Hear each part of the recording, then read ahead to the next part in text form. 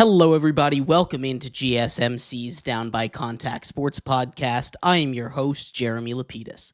Today is Wednesday, May 7th. Hope everybody's having a great day so far. It has been a wild day in sports. Of course, the big story being George Pickens traded from the Pittsburgh Steelers to the Dallas Cowboys. We'll break that story down. We'll talk about the NBA action from last night. For the first time in NBA history, all road playoff teams have taken game one, home court disadvantage, you might call it, in round two of the NBA playoffs. We'll talk about the overtime game and the comeback effort in the NHL, as well as just some updates from around the NFL as we get to that at the end. But before we get into George Pickens, remember, if you would like to be an even bigger part of the show than you already are, all you need to do is go to gsmcpodcast.net. Or if you're on YouTube, you can use that super chat feature. If you do either of those two things, a message should pop up on the bottom of the screen for you, me, and everybody else around the world to see. If you do have a burning question about sports, anything at all that you would like to ask, go ahead and throw that in the comments. Throw it in the chat. I will get to it as soon as I possibly can. I appreciate everybody so much for sticking around, talking some sports with me here on a beautiful Wednesday, May 7th. But like I was saying, we are going to get into everything that you need to know about one George Pickens moving to the Cowboys in a blockbuster trade. Of course, we're going to start off from the Cowboys side before we get into George Pickens and the Steelers situation. George Pickens, of course, a very interesting wide receiver. He is someone that is undoubtedly incredibly talented at the wide receiver position. One of, if not the best hands in all of the NFL, the best contested catch receiver for my money in the entire NFL. But also, he is a guy that it helps him on the field, I'm sure, but it also hurts him, whereas he has a big personality, right? He's someone that clearly got the Steelers rubbed the wrong way. His relationship with the Steelers front office, Coach Mike Tomlin, wasn't really the best, and I know the Steelers have the ability to deal with personalities. They dealt with Antonio Brown. They kind of controlled him as best as anybody really could. They've dealt with Le'Veon Bell, who held out. They've dealt with Big Ben, who had a big personality of his own, going on and blaming all his teammates and stuff. There's a lot of things that the Steelers have dealt with, but for whatever reason, George Pickens, for his supreme talent, just was too much for the Steelers to handle, and they were rubbed the wrong way by it. So once they went out and they traded for DK Metcalf, the Steelers did, the writing, at least for me, and for what I've seen around the internet as well, a lot of people saying the writing was on the wall there. George Pickens and DK Metcalf are the same player. Obviously, they have a couple different strengths and weaknesses. George Pickens is probably the best contested ball receiver in the NFL. DK Metcalf is more of a straight line speed guy, but still a big physical deep threat receiver. And that's what you had at both wide receiver positions, which could have been fun. But also, it seemed like the relationship had soured with George Pickens. The Cowboys, on the other hand, one of their biggest weaknesses, wide receiver. They needed to get a wide receiver bad to pair next to CeeDee Lamb. CeeDee Lamb has had zero help last season. In 2023, his numbers from 2023, where he had 1,700 yards, was an all-pro receiver. They dropped drastically when they didn't have a second threat that came from having a guy like Brandon Cooks there, even though Brandon Cooks not necessarily the biggest threat overall. He had 600 less yards, CeeDee Lamb did, that last year than he did 2 years ago, 45 less catches, and half as many touchdowns in the same period of time. That is something that the Cowboys desperately needed. They didn't have another second option on the offense. It was just throw the ball up to CeeDee Lamb, see what he can do. Now that you have a guy in George Pickens that can be a true deep threat, a guy that can really take defenders away from CeeDee Lamb, that Cowboys offense is going to be dangerous. Pickens, of course, had a bit of a down season last year, at least when comparing it to what he had done in previous years. He goes for 900 yards on 59 catches, only 3 touchdowns. He had over 1,000 yards in the season prior, catching 63 balls, going for 1,140 yards, as well as 5 touchdowns. In his rookie season, we saw a very similar approach to what happened in 2024, 52 catches, 801 yards, and 4 touchdowns, but the Steelers' offense as a whole was just kind of down last year with the quarterbacks being switched. There are a lot of things that changed along the lines of George Pickens, but he now joins a Cowboys squad.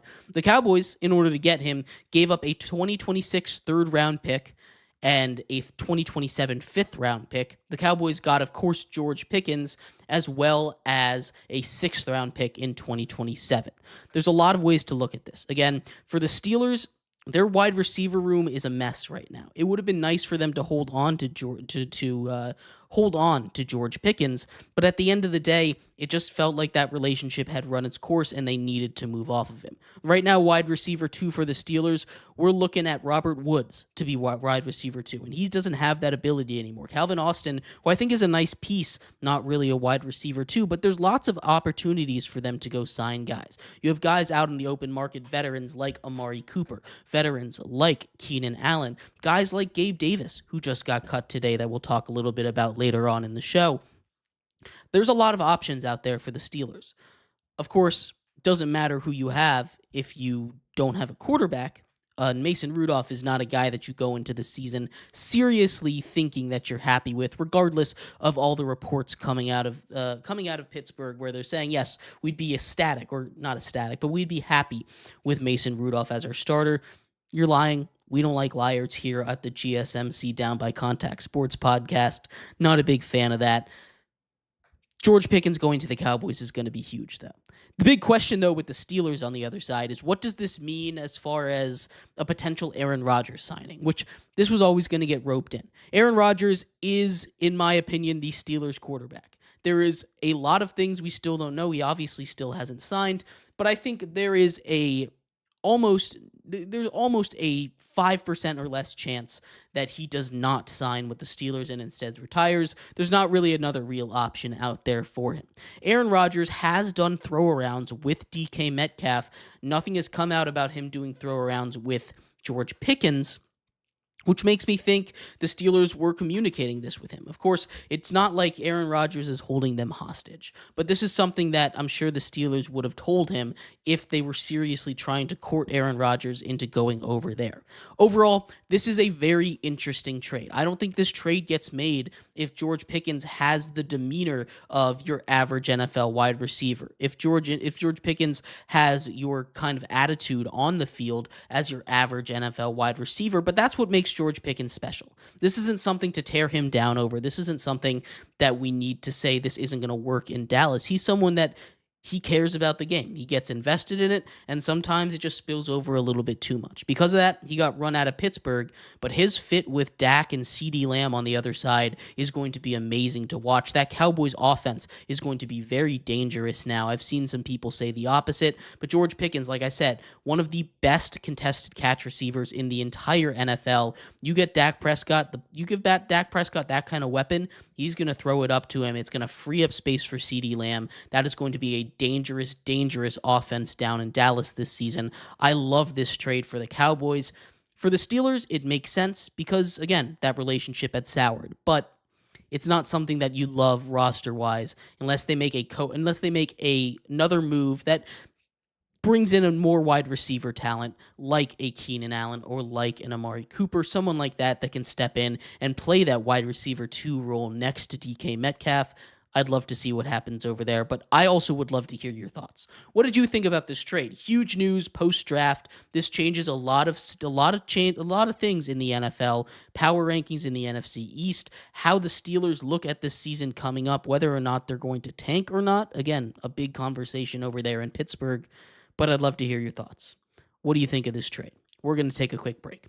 When we come back, we turn our attention to the NBA playoffs. The Pacers have pulled off the second miracle comeback of these playoffs. We'll talk about what happened there against the Cavs, as they have now taken a 2-0 series lead and continue the trend of home court equals a loss. We'll be right back here on GSMC's Down by Contact Sports Podcast.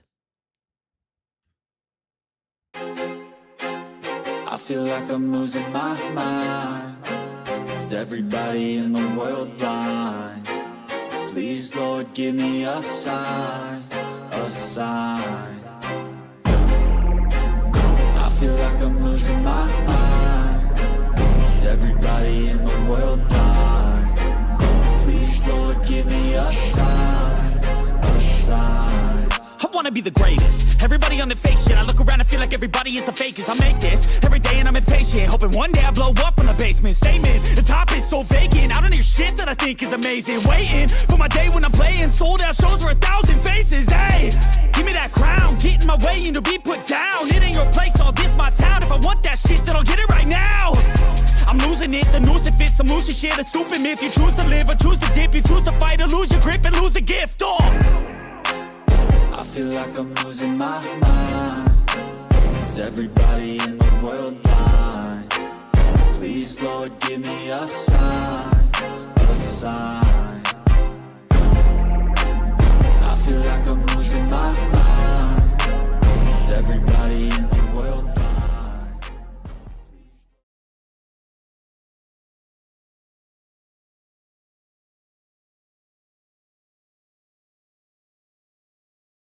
Welcome back to GSMC's Down by Contact Sports Podcast. I'm your host, Jeremy Lapidus. Today is Wednesday, May 7th, if you were just tuning in. We just finished going over the major news from around sports today. George Pickens, now a member of the Dallas Cowboys, a blockbuster trade post-draft here for Jerry Jones and the Pittsburgh Steelers. In this segment, we turn our attention over to the NBA. Some crazy action last night, a massive upset where the Pacers now have a 2-0 lead on an incredible comeback, a miracle comeback in the final minute. We'll talk about that, how it happened, what it means for the rest of the series. But before we do, remember, if you would like to be an even bigger part of the show than you already are, all you need to do is go to gsmcpodcast.net. Or if you're on YouTube, you can use that super chat feature. If you do either of those two things, a message should pop up on the bottom of the screen for you, me, and everybody else around the world to see. If you do have a burning question about sports, anything at all that you would like to ask, go ahead and throw that in the comments. Throw it in the chat. I will get to it as soon as I possibly can. I appreciate everybody so much for sticking around, talking some sports with me here on a beautiful Wednesday, May 7th. But like I was saying, we are going to get into a little bit on the Pacers and Cavs series. The Pacers have pulled off their second miracle comeback. What do I mean by miracle comeback? They obviously had the one against the Bucks in round one, ending up eliminated them. In this situation where you are down by 7 points with less than 1 minute to go in a basketball game for fourth quarter or overtime, the history of the NBA playoffs, the record for teams in that situation, 3-161. Now, I mentioned, of course, the one in round one. The Pacers have 2 of those wins, which means entering these playoffs, the record for teams in that situation were 1 win, 161 losses, down by 7 in the last minute of the fourth quarter or overtime. The Pacers have now done it not once but twice in 2 series here as they take a commanding 2-0 lead over the Cleveland Cavaliers. Let's talk about this game a little bit, though. Outside of the crazy comeback, Tyrese Halliburton continues to be one of the most clutch players in the NBA. He, of course, was voted as the most overrated player in the NBA, which I don't know how accurate that is. He has stepped up huge in these playoffs, but of course, you look at the numbers from around the season, it's not just these playoffs that matter. In clutch time, which means to hit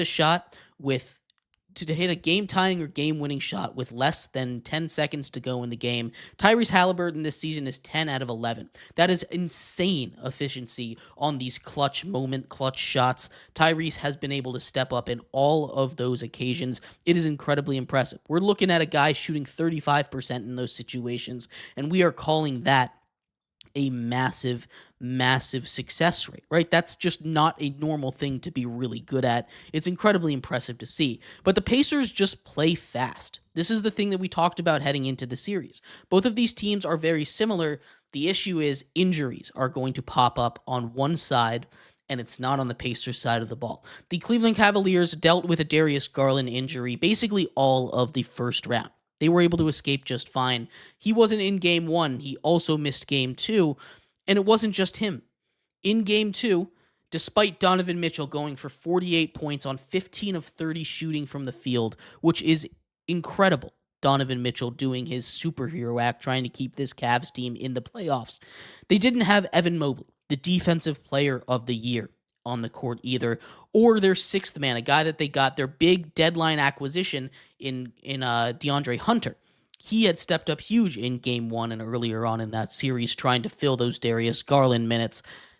You had Ty Jerome and you had Donovan Mitchell versus the world. And that's just not going to work very well against this Pacers squad. Regardless of all that, it was working very well. They were up by a massive margin heading into the fourth quarter. If you look at the scoring chart, they were winning the entire game. The win probability chart, they were winning the entire game until the very end, when a 7-point lead dissipates as if it were absolutely nothing into thin air as Tyrese Halliburton completes a miracle comeback for them, missing his second free throw, not even on purpose, really, the way it looked, getting his own rebound, dribbling it back out, and hitting a clutch three-pointer to tear the hearts out of the Cleveland fans. That is a brutal way to go. You've now lost both games at home. You're down 2-0 in a series where you don't have two of your top four guys, don't have a very important player coming off the bench in DeAndre Hunter. It's going to be real tough to come back against a deep, deep Pacers squad. Of course, we've talked about Halliburton a lot, but they have Siakam, they have Turner, they have Mathurin, they have all of these guys coming off the bench. TJ McConnell steps up huge. Obi Toppin is a kind of an underrated guy on that team. I really love the minutes that he puts in. You have a lot of guys coming up and stepping up huge for the Pacers in this one. And they just play fast, right? You don't have a second off. You don't have one possession off against this team. If you're jogging back on defense, they're going to run that break. If you are just not in the game for a second, they're going to hit a shot in your face. That's how the Pacers play. They're a very dangerous team, and that's why they made it to the Eastern Conference Finals last season. They're playing the same way that they did, and you can talk about their path being easy, right? You can talk about last year, of course, they ran into a very similar kind of path where players were injured along the way. Of course, they still go 7 against the Knicks, and they survived that one, but the Knicks were dealing with some injuries in that series, right? In this series, of course, we talked about the Cavs' injuries in this one.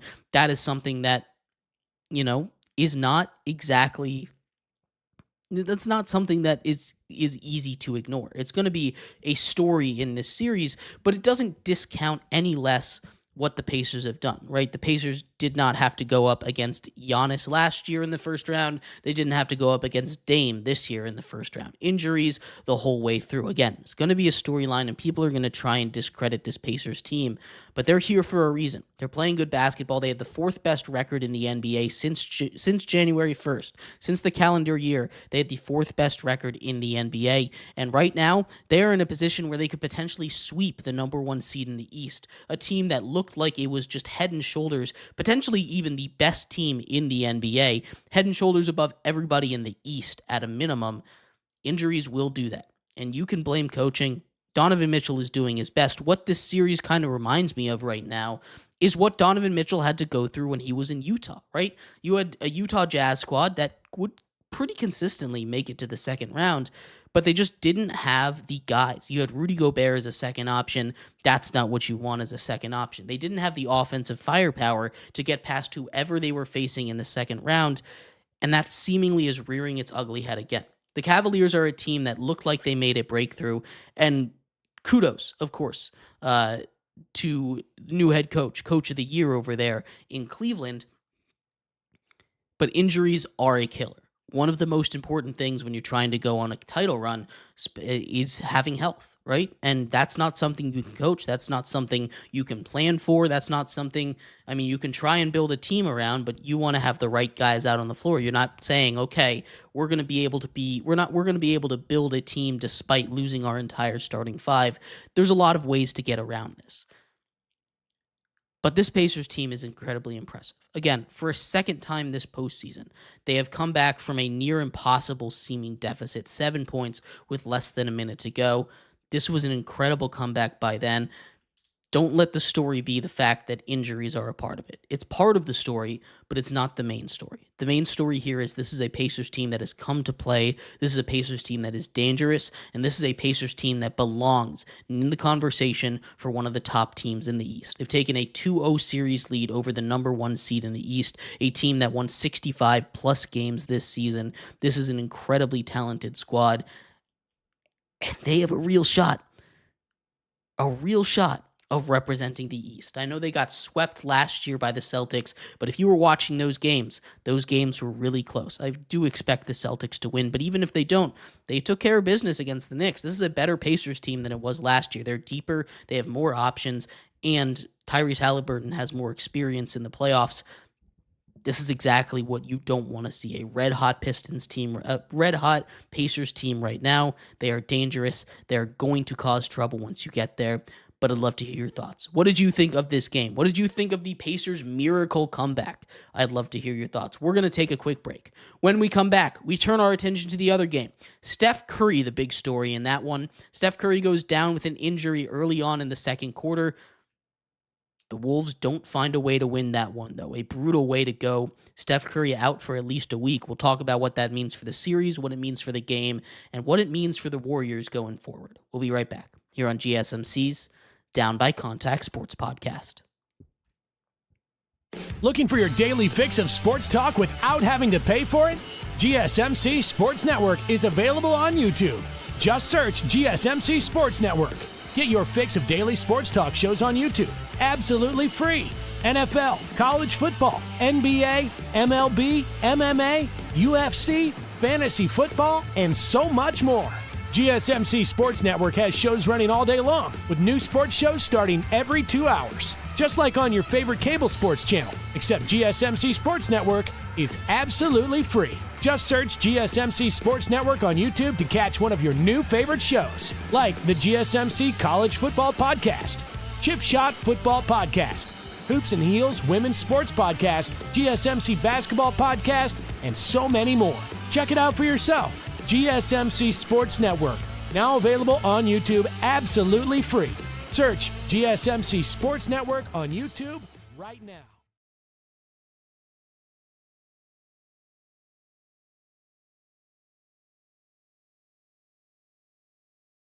For the best and latest podcasts available anywhere, go to the podcast app on your cell phone and type in GSMC to access free content-rich podcasts on health and wellness, book reviews, sports, entertainment, relationships, social media, movies, technology, finance, and even weird news. Subscribe and download the GSMC Podcast Network's family of shows, available everywhere podcasts are found.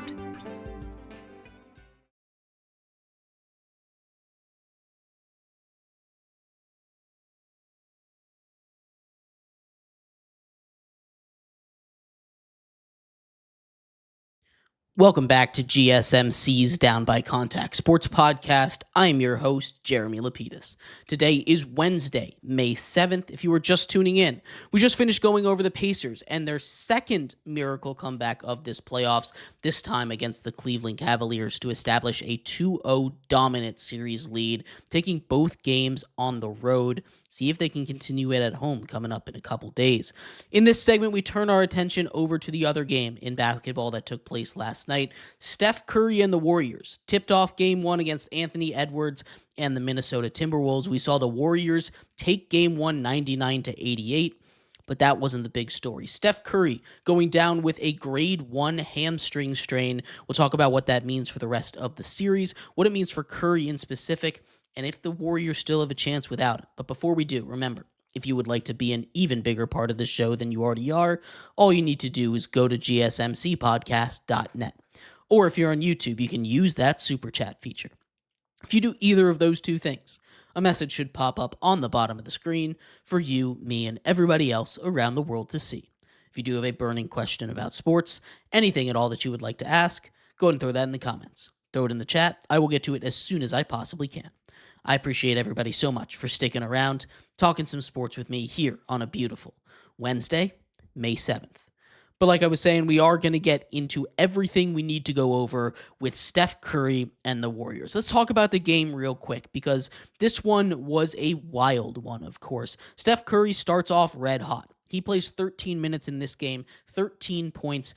On his last bucket, he comes down a little awkward off of a jump shot. Non-contact injury. Turns out he misses the rest of the game, coming out early in that second quarter after 13 minutes of action with a grade 1 hamstring strain. This means he's going to be held out for at least 1 week of basketball, putting his timetable at return at Game 5 at the earliest. Game 4 is 6 days away if they really, really pushed it, which I doubt they will with a 37-year-old Steph Curry.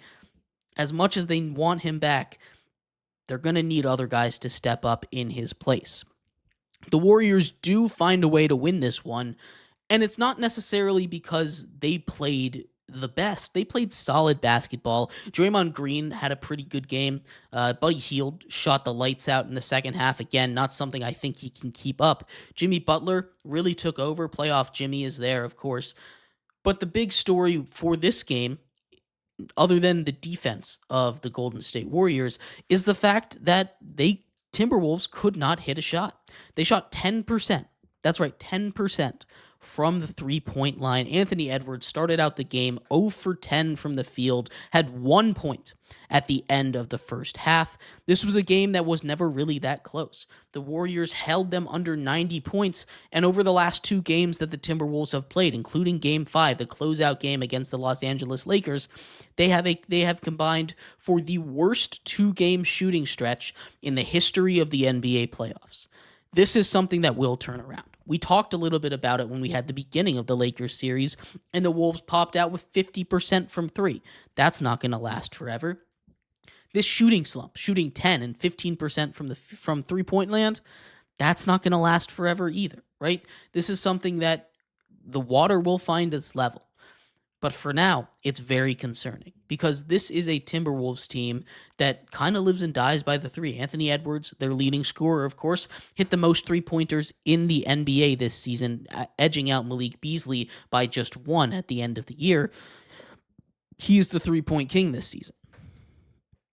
This is not going to be easy for the Warriors going forward. We talked about the timetable for Steph Curry. They don't really have a guy that can step up. They're looking at guys like Podziemski. They're looking at guys like Gary Payton. But you look at that starting lineup, the guy that they're really going to need to step up and the guy that they're going to need to take center stage is the guy that's been calling himself Robin this whole time. They need him to become Red Hood over there, become his own guy, become Nightwing, depending on which Robin he is. You have Jimmy Butler, playoff Jimmy, the guy that's going to step up and be the one that keeps them in this series, because if they go down 3-1, there's not a chance they come back. As good as Steph Curry is, as good as Draymond Green and Jimmy Butler and that whole Warriors roster is, as resilient and as physical and as fast and as hard as they play, it's not going to be enough if you fall down 3-1. They need to find a way to steal at least one game without Steph Curry.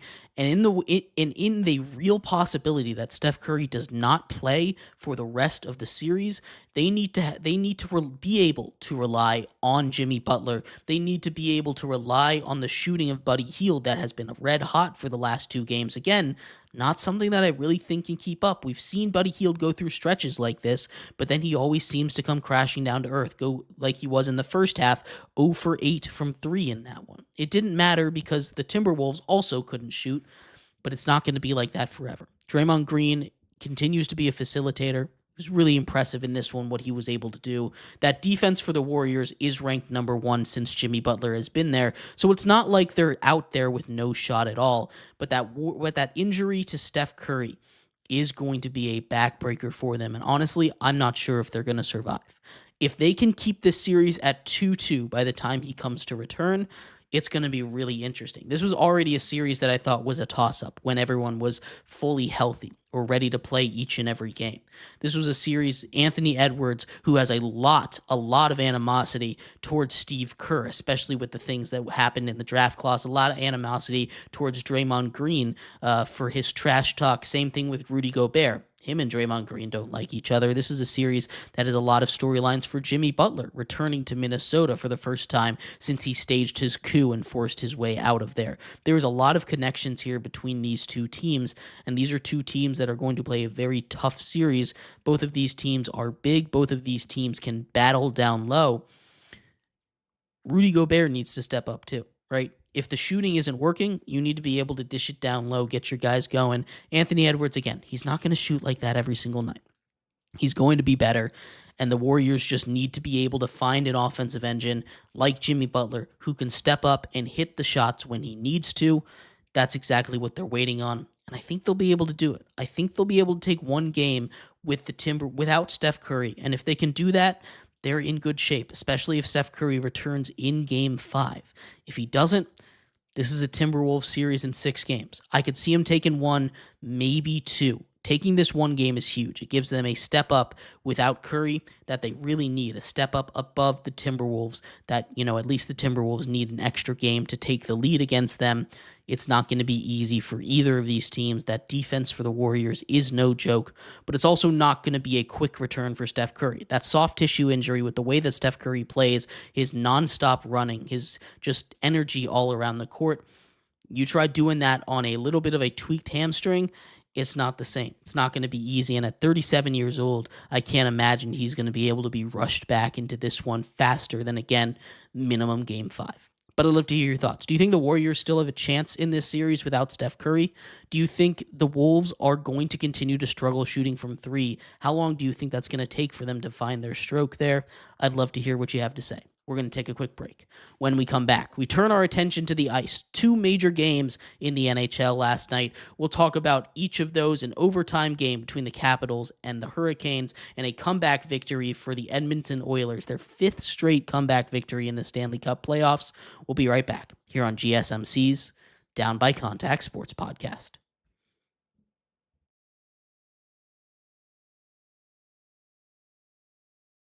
For the best and latest podcasts available anywhere, go to the podcast app on your cell phone and type in GSMC to access free content-rich podcasts on health and wellness, book reviews, sports, entertainment, relationships, social media, movies, technology, finance, and even weird news. Subscribe and download the GSMC Podcast Network's family of shows, available everywhere podcasts are found.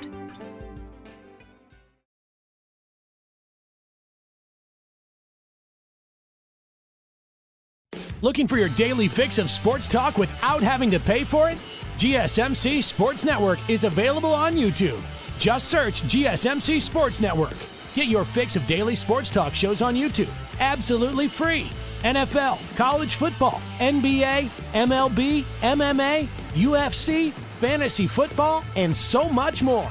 GSMC Sports Network has shows running all day long, with new sports shows starting every 2 hours. Just like on your favorite cable sports channel, except GSMC Sports Network is absolutely free. Just search GSMC Sports Network on YouTube to catch one of your new favorite shows, like the GSMC College Football Podcast, Chip Shot Football Podcast, Hoops and Heels Women's Sports Podcast, GSMC Basketball Podcast, and so many more. Check it out for yourself. GSMC Sports Network, now available on YouTube absolutely free. Search GSMC Sports Network on YouTube right now.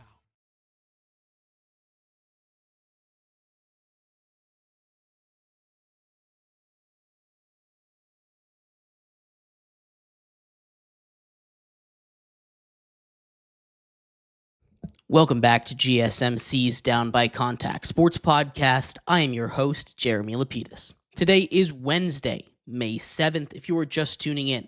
We just finished going over both basketball games from last night, the fallout from Steph Curry's injury, and much more. In this segment, we turn our attention to the ice. Action over there for round 2 has also kicked off. We saw game 1 between the Oilers and the Golden Knights, as well as game 1 between the Capitals and the Hurricanes. We'll get to that in a second, but before we do, remember, if you would like to be an even bigger part of the show than you already are, all you need to do is go to gsmcpodcast.net.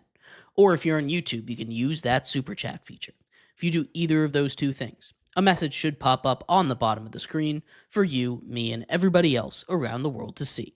If you do have a burning question about sports, anything at all that you would like to ask, go ahead and throw that in the comments. Throw it in the chat. I will get to it as soon as I possibly can. I appreciate everybody so much for sticking around, talking some sports with me here on a beautiful Wednesday, May 7th. But like I was saying, we are going to get into everything we need to know about the on-ice action in Game 1 of Round 2. We'll start off in the nation's capital, the Washington Capitals taking on the Carolina Hurricanes, a series that should be really tight throughout, and it showed in Game 1. Final score of 2-1 in overtime in favor of the Hurricanes, a game that started off with Hurricane domination all the way at the beginning, the middle, and the end. Now, it says here that the Canes, on our graphic here, had to do it in comeback fashion. Despite their dominance, Logan Thompson, goalie for the Washington Capitals, played out of his mind. The defense for the Washington Capitals, not necessarily breaking, but definitely bending. They blocked a whole lot of shots, 31 blocked shots to be specific. That is not a great number. It is in the fact that you're not letting those pucks get to the net, but it's not great because it means they dominated offensive zone possession the entire time. Alexi Protas opened up the scoring early in the second period in this one with a wrister from the right side, right past goaltender Freddie Anderson, who was pretty much alone all night. The Capitals did not have a lot of pressure, a lot of opportunities in the offensive zone. Instead, they just got one on the break. Protas cashes it in, but that was it from the Caps. This was total and utter domination by the Carolina Hurricanes throughout this entire game. And if that's the way this series goes, we're looking at a very quick series and the number one seed in the East going home in the Washington Capitals. That's not going to be the way that I think they respond every single night. This was a very physical game, as we expected it to be with these two teams. Of course, anything involving Tom Wilson is going to have a lot of emotion in it when you're looking at the Washington, when you're talking about on the ice over there. But both of these goaltenders, in Freddie Anderson and Logan Thompson, have played really good, right? These are two guys that throughout these entire playoffs have been near perfect. This game went to overtime where we saw Jacob Slavin, a defensive defenseman, a guy that not going to see score the goal too many times, be able to cash one in from the point. This was just like put the Caps out of their misery kind of game. And that's what the coach said. This was not a good game by any stretch of the imagination. They need to play better, the Capitals do, if they have any hope at all of making it to the Eastern Conference Finals and facing off against the Florida Panthers or the Toronto Maple Leafs, currently tied at 2 right now in the second period. This is going to be a crazy series. And I can't imagine that the Canes continue to dominate the way that they have, the way that they did in Game 1. You have too much offensive firepower on the Washington Capitals. The defense, while it isn't necessarily their strength, it isn't a major weakness either. The Caps have speed on their side, and they should be able to get better possession in the offensive zone. As long as Logan Thompson keeps playing like that, you get more pucks on net in Freddie Anderson. That's going to make this series a lot more entertaining. But if the Caps can't turn it on and the Canes keep playing like this, the Canes overall, with their current head coach, 8-1 in series where they win Game 1. It's not a great sign for the Washington Capitals, and that Game 1 was a huge swing in momentum towards what's going on in the Eastern Conference playoffs. Outside of that, the second game that took place last night, place last night on the ice, the Oilers and the Golden Knights, Game 1. And this started off about as bad as it possibly could have for the Oilers. In the first minute of the game, a double minor for high sticking and drawing blood, a 4-minute penalty, leads to the first goal for the Golden Knights as they cash in a 1-0 lead. And that seemed to be all the Oilers need to turn it around. The Oilers, for some reason, love falling behind. They have now won 5 straight games. That's right, 5 straight games when losing initially. That's not supposed to happen in the Stanley Cup playoffs, but this is exactly what they do. When you have an offense as high-powered as the Oilers do, when you have McDavid and Draisaitl and Hyman got in on the action there in this one, when you have these guys that can step up, Connor Brown as well got in on the action with a crazy deke move to get past the defenseman of the Vegas Golden Knights.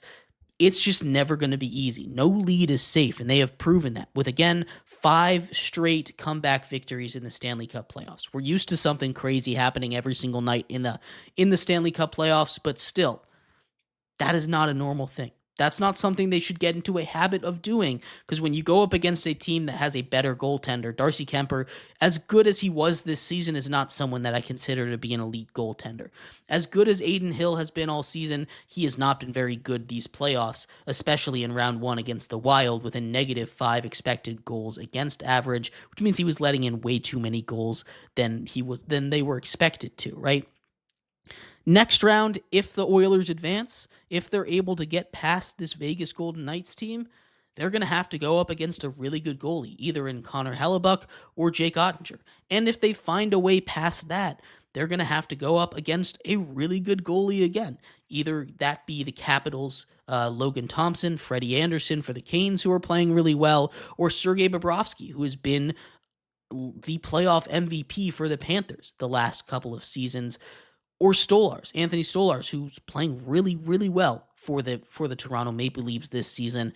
There's not necessarily going to be an easy goaltender waiting for them, especially if they face especially in whoever they face when it comes to the Western Conference Finals. It's not going to be easy. I'm very curious to see how they respond to this, but of course, they forced a Game 7 against the Panthers last year, and when they seemed basically dead in the Stanley Cup Finals, they were so close to getting it done, bringing a cup back to Canada. We'll see if they can do it again. Overall, this is just exactly what you can expect out of the Stanley Cup playoffs. Insanity, craziness, overtime. It's must watch, really. The NBA and the NHL at the same time is kind of criminal because you can't watch both, but constant action, we really do love it. But we're going to take a quick break. I'd love to hear your thoughts on playoff hockey so far. But when we come back, we turn our attention back to the NFL. Some big news out of the NFL. The Jaguars have cut a wide receiver. We'll talk about what's going on in free agency and much more coming up next here on GSMC's Down by Contact Sports Podcast.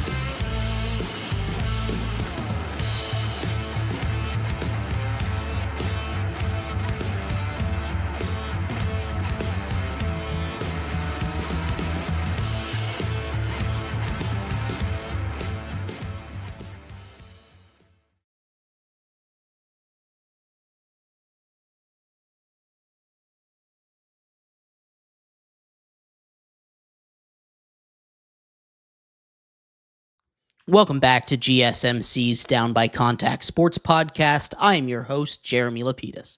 Today is Wednesday, May 7th. If you were just tuning in, we just finished going over all of the playoff action, NBA, NHL, anything else that you would need to know about here. We just finished going over that. In this segment, we turn our attention back to the NFL.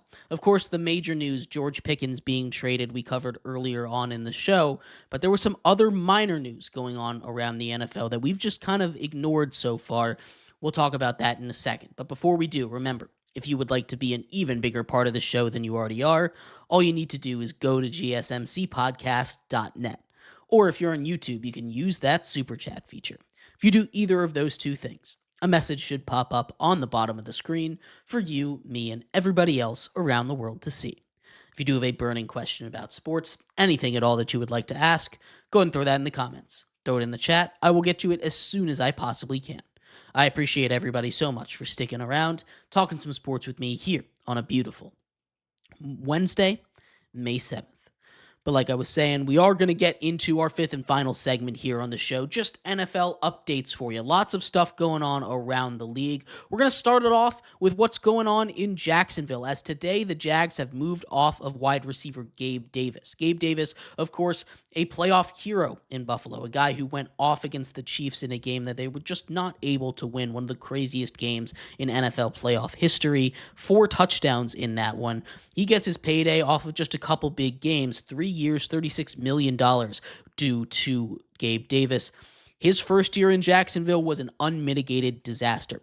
20 catches, 239 yards, and 2 touchdowns, as well as being shut down early due to injury. Just 1 year into that 3-year deal that we mentioned earlier, but he's still a guy that I think could be valuable on a team.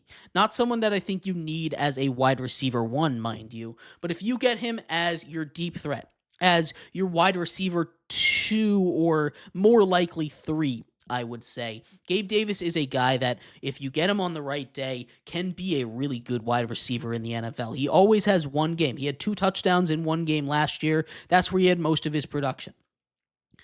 This year, he'll find a new team. But the issue is, he's going into what's really a deep wide receiver pool in free agency. We talked a little bit about it. Keenan Allen is still out there coming off of a really solid season with the Bears. You have Amari Cooper, who's coming off of not a great season with the Bills and the Browns, but still someone that I think has some gas left in the tank and someone that I think could be really effective as a true wide receiver 2 for some teams. He's going to fall to 3rd or maybe even 4th in the pecking order when it comes to wide receivers and their free agencies. He's probably not going to get a massive deal. In fact, if he got a massive deal, I would be absolutely shocked. The number he got from the Jags was already too much for my blood, and we see why. He is now off of a roster over there. There's plenty of wide receiver needy teams. I could see the Chargers trying to go out and get a guy like him. The Steelers, I could see trying to go out and get a guy like Gabe Davis. But at the end of the day, there's a lot of options for them. Gabe Davis is just going to have to find someone to take him in, and it's not going to be at a very high price. Outside of Gabe Davis, big news out of Philadelphia, Dallas Goedert planning on coming back in 2025. He played 10 games last season. He was right about on pace for his usual average. He was on pace for about 3 touchdowns and about 800 yards. He is at 11.8 yards per reception, which is right around what he usually is at. Dallas Goedert is not necessarily your Travis Kelce's, your Brock Bowers, your George Kittles in that world of tight ends, but he's better. He's in that mid-range. He's a guy that you feel very, very happy with as a reliable option, a reliable safe threat. He's someone that you group in with your Jake Ferguson kind of things, your current day Zach Ertz. These are the guys that you put Dallas Goedert in. And he's not necessarily going to get the biggest contract when it comes to tight end contracts, but he is someone that I truly do believe is worth keeping around. You keep that Philadelphia Eagles offense that was so potent last year with Saquon Barkley, Jalen Hurts.